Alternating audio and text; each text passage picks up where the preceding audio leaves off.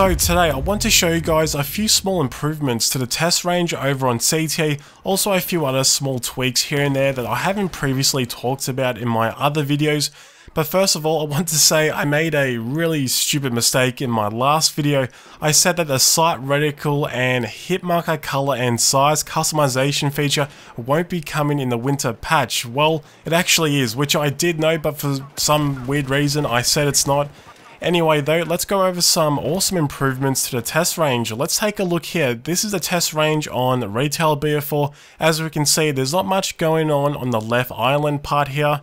But if we look on CTE, DICE have added a hover tank, snowmobile and one hovercraft, which is really cool. Seeing as these vehicles are in the game, it makes sense for them to be on the test range as well. Though crossing over the bridge on the hover tank is a little bit difficult. As you can see, it pretty much just destroys it. And if we go back to the test range on retail BF4, as we can see, there's no cover or really anything here to help us learn to improve our skill and technique. But on CTE, there's a nice section here that resembles a typical head glitching spot, which you'll notice some of the bullets are actually hitting the top, instead of magically going over like how it is at the moment in the retail BF4. The reason why it's like this on CTE is because this is the head glitch fix in full effect here, which I'll make a video about soon. We also have a concrete wall here. We can practice moving in and out of cover or get a better feel of BF4's cover system if you have that option turned on and if you're a new player. Also, the targets have 100 health as well as the headshot multiplier. This is really cool. You can see exactly what's going on with your weapon setup. You can easily see where each bullet lands at different distances, and a feature like this honestly should have been in the game right from the start. I have no idea why something so important like this wasn't already in the game, but regardless, I'm glad it's here. And staying within the test range, one tweak I'm pretty sure I didn't see in the patch notes anyway, unless I did miss it. If you guys saw this tweak, please tell me, but I noticed that the 3x scope that you can use on the M1911 and the 44 Magnum bounces around a lot more than how it does in retail BF4. If we jump onto CTE, notice after shooting it continues to bounce around for quite a while. At first I thought, well, they just simply added some more bounce to it, but when comparing side to side, like you can see here, in retail BF4, the crosshairs are completely separate from the outside scope.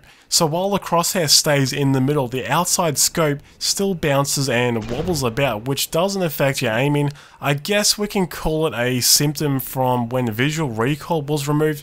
But if we take a look on the right side in CTE, the crosshairs are one with the rest of the scope, which keeps the crosshairs bouncing around. This is why I kept thinking to myself over the past few days, playing on CTE, the 3x scope on the 44 Magnum feels way different, only realizing today what actually changed.